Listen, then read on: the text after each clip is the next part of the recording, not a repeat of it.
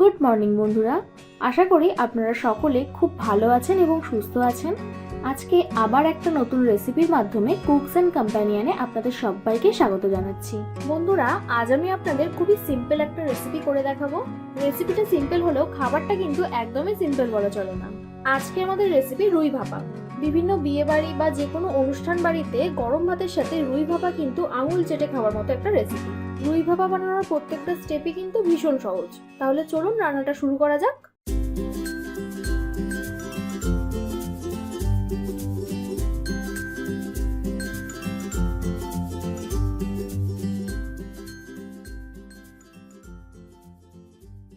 প্রথমে আমি একটা পাত্রে কিছু রুই মাছের পিস নিয়ে নিয়েছি। মাছগুলো আমি আগে থেকেই ভালো করে বেছে ধুয়ে রেখেছিলাম। এবার এটাতে 1 টেবিল স্পুন নুন, 1 টেবিল স্পুন ভিনিগার আর জল দিয়ে ভিজিয়ে রাখবো।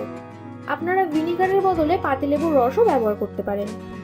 এই স্টেপটা করলে মাছের মধ্যে থাকা আঁশটে গন্ধটা অনেকটা চলে যাবে। আর এই স্টেপটা কিন্তু ইম্পর্টেন্ট, তাই এটা অবশ্যই ফলো করবেন। বেশি না, মোটামুটি 15 থেকে 20 মিনিট মতো ভিজিয়ে রাখলেই যথেষ্ট।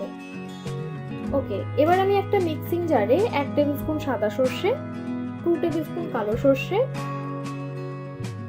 2 টেবিল স্পুন পোস্ত, সামান্য নুন,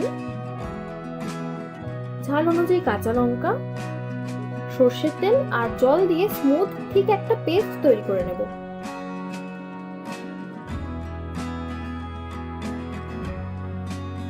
এই দেখুন, মশলাটা ঠিক এই রকম হবে।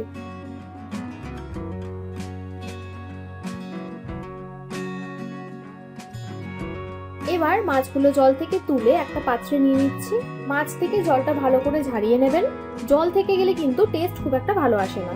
এবার মাছের স্বাদ মতো নুন আর হলুদ গুঁড়ো দিয়ে ভালো করে মাখিয়ে নেব।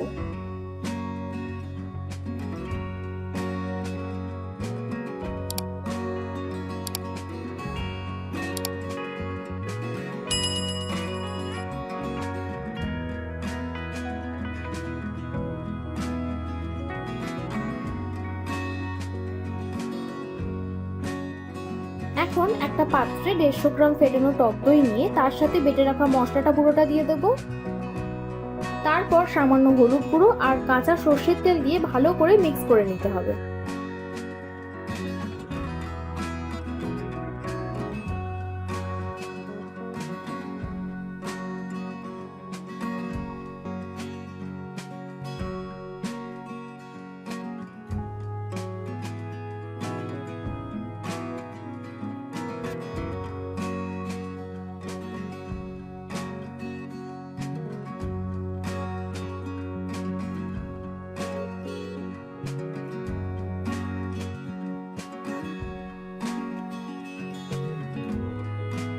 মিক্স করা হয়ে গেছে।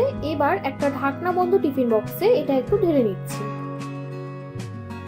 তারপর মশলাটার উপর একে একে মাছগুলো সাজিয়ে দেব।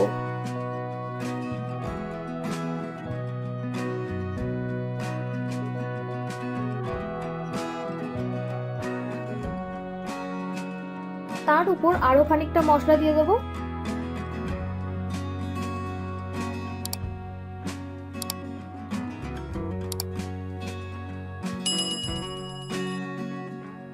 মশলাটা দেওয়ার পর ভালো করে মাছের সাথে মাখিয়ে বাকি থাকা মশলাটাও উপর থেকে দিয়ে দিচ্ছি।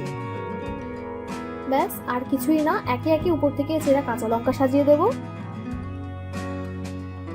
আর দেব একটু কাঁচা সর্ষের তেল।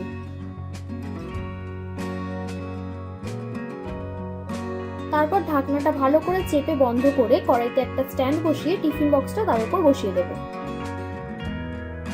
কড়াইটা কিন্তু আগে থেকেই প্রিহিট করা আছে।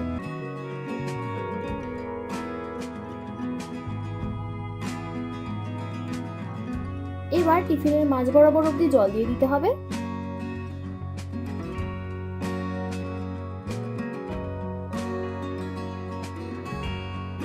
তারপর 30 মিনিট ঢাকা দিয়ে ভাপিয়ে নেব। 30 মিনিট পর আমি ঢাকা খুলে দেখিয়ে দিচ্ছি। খুব সুন্দর একটা গন্ধ বেরিয়েছে। এবার টিফিন বক্সটাও খুলে দেখাচ্ছি। এখন খুব বেশি নাড়াচাড়া করবেন না, কারণ মাছগুলো অনেক নরম, ভেঙে যেতে পারে। দেখলেন তো কতটা সহজেই তৈরি হয়ে গেল। আপনারা কিন্তু অবশ্যই বানাবেন।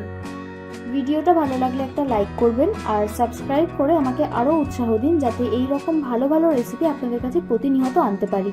আমি রান্নায় যা যা উপকরণ ব্যবহার করেছি সেগুলো আপনারা ডেসক্রিপশনে পেয়ে যাবেন। আমার বানানো রান্নাগুলো এতক্ষণ সময় নিয়ে দেখার জন্য আপনাদের সকলকে অসংখ্য ধন্যবাদ। ভালো থাকবেন, সুস্থ থাকবেন, আবার দেখা হবে নতুন কোনো রেসিপির সাথে।